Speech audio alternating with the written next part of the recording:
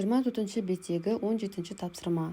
Listen, point and repeat, then read and match. Тыңда, көрсет және қайтала, одан кейін оқып және сәйкестендір. Ең алдымен жаңа сөздермен таныс болайық. Uniform, арнайы форма. Chew gum, сағыз шайнау. Shout, айқайлау. Drop litter, қоқыс тастау. Be quiet, тыныш отыру. Make noise, шулау. Енді бір қайталап өтейік. Uniform, chew gum, shout, drop litter, be quiet, make noise. Енді сәйкестендіреміз. Uniform, D, chew gum, B, shout, F, drop litter, C, be quiet, A, make noise, E. 18-ші тапсырма. Read, then point and say their names. Оқы, көрсет, және олардың есімдерін ата. Ең алдымен ережемен таныс болайық. The children were at the park yesterday. Балалар кеше саябақта болды. Be, болу, was, were, болды. Chew, сағыз шайнау, chewed, шайнады. Wear, кию, wore, киді. Make, жасау, made, жасады.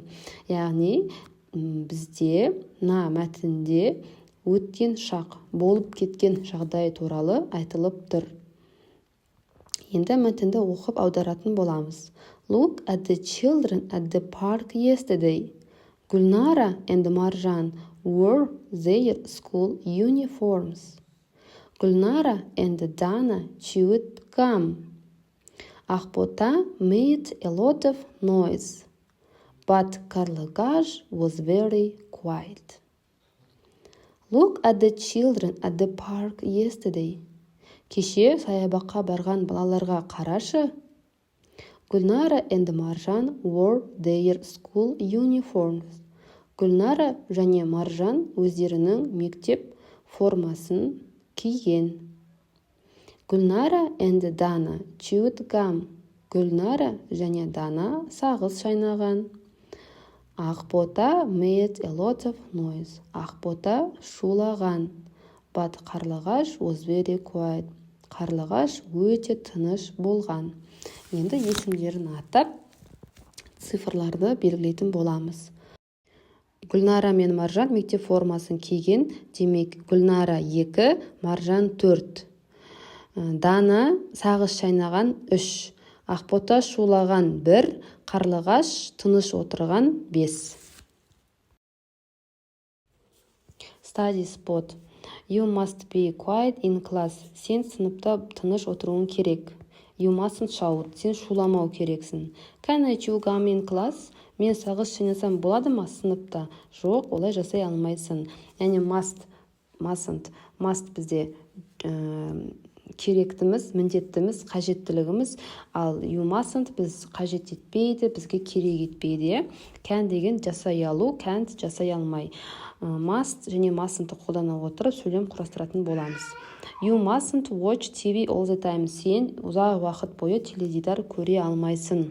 Міндетті емессің. Екінші тапсырма.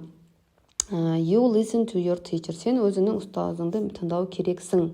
You must. Must тыңдау керексің.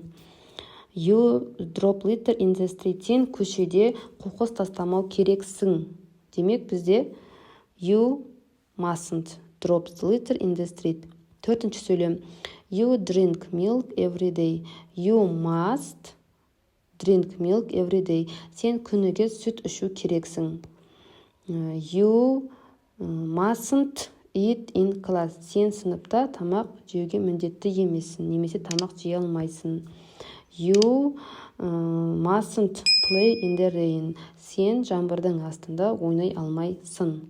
You mustn't. Демек бізде бірінші сөйлемде mustn't, екінші сөйлемде must, үшінші сөйлемде mustn't, төртінші сөйлемде must, бесінші сөйлемде mustn't, алтыншы сөйлемде mustn't.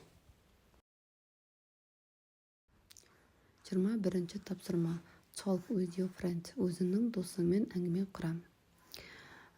Can I watch TV tonight? Мен түнде теледидар көрсем болады ма? No, you can't. Жоқ, көре алмайсың. Can және can't модельді етістіктерін қолдана отырып сөйлем құрастыратын боламыз. Can I watch TV tonight? No, you can't. Can I eat your sandwich? Жасыл кеседе X берілген, демек біз болымсыз сөйлем құрамыз. No, you can't. Жоқ, сэндвичті жей алмайсың. Play your violin. Сенің виолончеліңді ойнасам болады ма? Галочка тұр, демек болымды сөйлеме. Yes, you can. Can I jog in your room? No, you can't. Can I wear your scarf? Сенің шарфыңды тақсам болады ма? No, you can't. Жоқ, болмайды. Can I shout in the garden? Мен бақшада шуласам болады ма?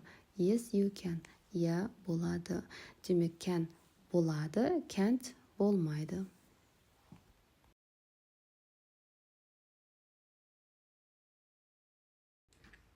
Look at these boxes. Мына қораптарға қара. The children are here. Балалар мұнда. Please clean your teeth. Өтініш, тісіңді тазала. Демек, бірінші тапсырмада batteries, knives, touches, boxes, children, teeth. Енді 8-ші тапсырма listen and draw lines. Тыңда және де сызықтармен сыз дейді. Үйдің суреті берілген және сөздер берілген. Сөздердің аудармасын түсінікті деп ойлаймын. Touch – фонарик, cooker – газ плитасы, clock – сағат, microwave – микроволновка, laptop – ноутбук, remote control – пульт, mobile phone – телефон, lamp – лампа. Сол сөздерді суретке қарап, бір-бірімен сызық арқылы сәйкестендіресіздер. Осымен 20 және 21 беттегі тапсырмалар аяқталды. Каналыма тіркеліп, видеома лайк басып, қолдап келіп, келесі сабақта кездескенше сау бол.